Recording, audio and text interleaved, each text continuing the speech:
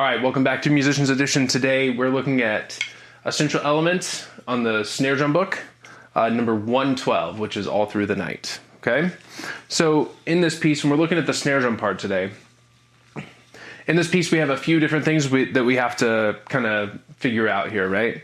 The biggest one that we're going to start with is what we call a roll pulse, right? The speed at which we move our hands when we're playing a buzz roll.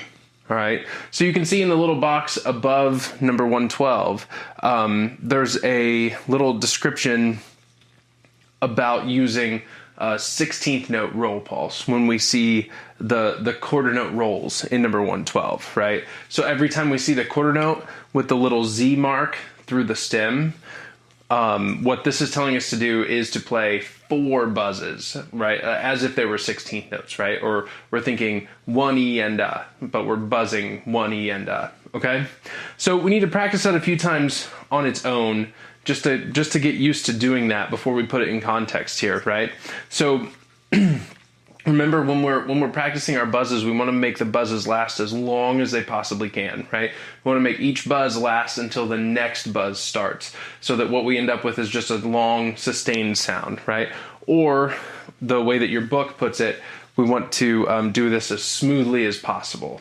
So let's get a couple of repetitions of that, of just playing 1 E and with our buzzes, right? So just a couple. I've got my snares off just so I can kind of hear the buzzes a little bit and save my ears a little bit, right? So I'm thinking 1 E and 1 E and right? And yours might sound a little bit like this, right? If it is, think about loosening up in the back fingers a little bit and get that to smooth out, right? Or get the buzzes to last a little bit longer. Okay, so that when you put them together, you get a kind of a sustained snare drum sound, right?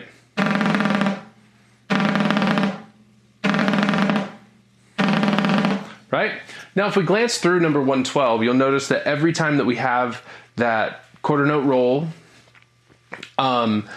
it releases on the next beat, right? So every time that we roll in number 112, it lasts 1 beat, and then we play another note right after that roll, okay? So what we want to practice is going 1 E and 2, right? Or the way that you see it in measure 1, 4 E and 1, right? So we're thinking buzz, buzz, buzz, buzz, single stroke, right? So let's do that slowly here so you can see, thinking buzz, buzz, buzz, buzz, single.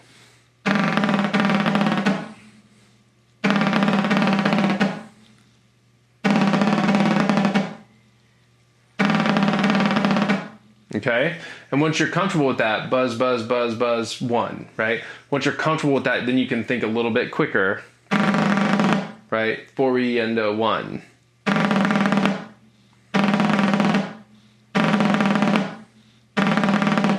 Right? But making that transition from buzzes to a single stroke is really the more difficult part about this, other than getting a nice smooth buzz, right?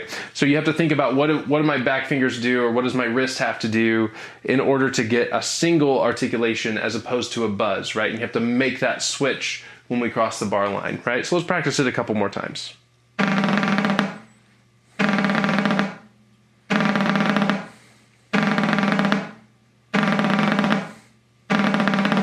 Okay, and however many repetitions it takes to make that feel really, really comfortable, that's how many it takes, okay? So take your time and be patient, okay?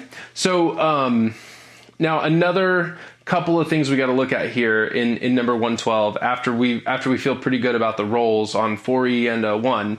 Now we got to look at some of the flams, right? So we see a flam in measure 1, right? We have 1 and 2 and flam, right?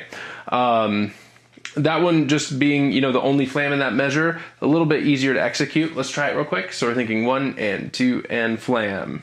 Ready, go. 1 and 2 and flam, right? Remember, we don't want to accent the flams. They need to be the same dynamic as the rest of the measure. Let's try it again. Ready, go. Okay? Now, if we see in measure 4, we have a flam on beat 2, right? But it's in the middle of some eighth notes. Sometimes flams that have notes a little bit closer to them can be a little challenging, right? Because you have to get your sticks in position to play that flam, right? So I'm thinking one and then keep my left hand down, my right hand up, flam, right?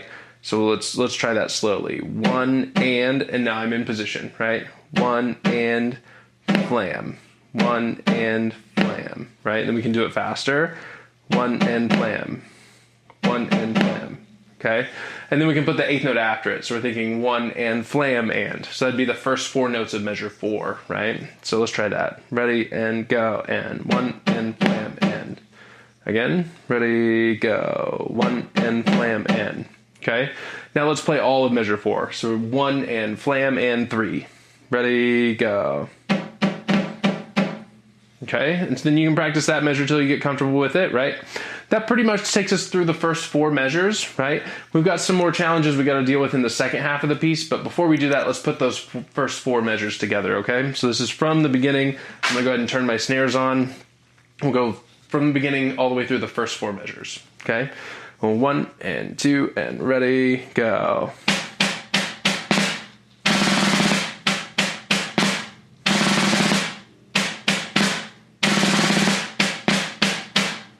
Now, if you look at the second half of the piece, starting in measure 5, we have 3 flams in that measure, right? We have a flam on 1, flam on 2, and a flam on 3, right? Now, there are different ways that you could stick this, right? What we're going to do for today is play all the flams with our right hand, right? So all the flams are going to be left hand down, right hand up, like this, okay?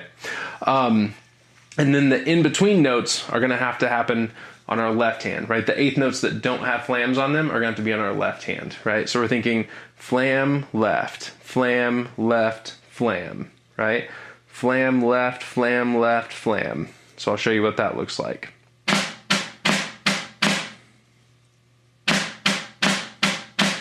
Okay? It's all about getting your left hand to be down low for the flam, and then normal for the eighth note, and then low for the flam, and then normal height for the eighth note, right? Okay, and you can notice I'm playing all this pretty low to the surface, and that's because that measure's marked piano, right? So we just want to go ahead and practice that at the written dynamic, okay?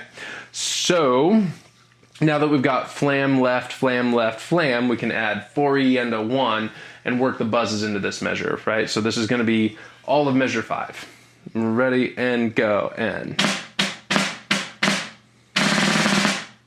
Okay, we can practice that measure a couple times. One of the difficult things about it is going to be keeping it all the way down at piano throughout the whole measure. Okay, so let's try it one more time. Nice and soft. Ready and go and.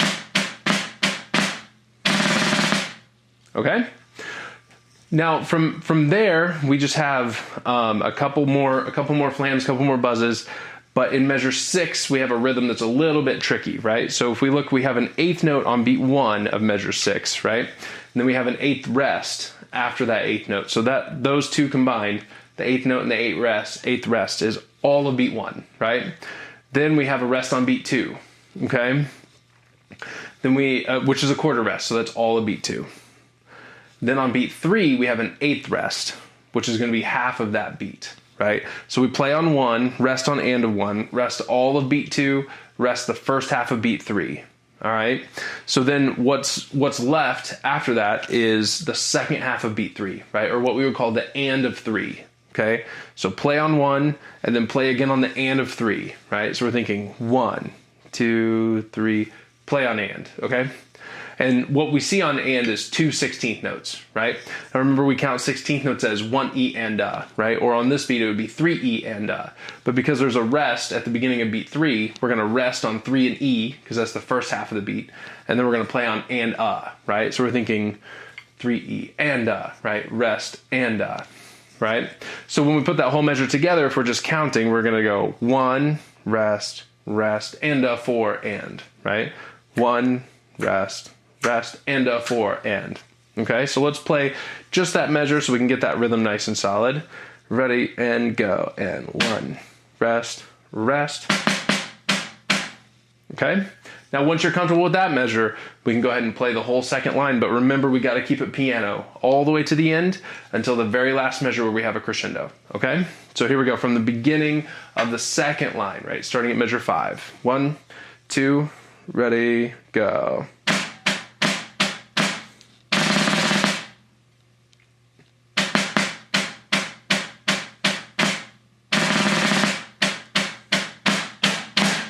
Okay? Now there's a crescendo at the end, right? Right before you see the instruction that says DC al fine, right? Now remember, DC means we go back to the beginning, right? We go all the way back to the top of the piece, and then we play until we see the word fine, right? So when we get to the end of measure 8 where we just stopped, you're gonna go all the way back to the beginning and then play to the end of measure 4 where you see the word fine, right? So when we put this whole piece together, we're gonna play the first line and then play the second line and then play the first line again. So here's the whole piece, all of number 112. 1 and 2 and ready, go.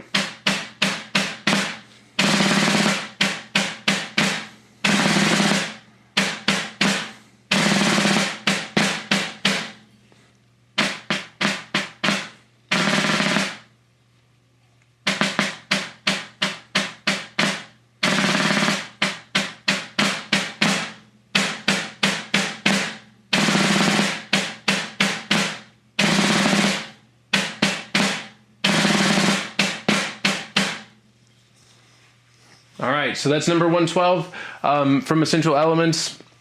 There's a lot of stuff in there to practice. There's rolls, there's flams, there's that 16th note rhythm in measure 6 that we talked about. There's also the DC al fine, there's the dynamics, there's a crescendo at the end of the second line, right? Take your time and work through all those different elements, right? But remember, all those things have to be in there in order to make the music interesting, okay? So have fun with that, happy practicing, and I'll see you next time.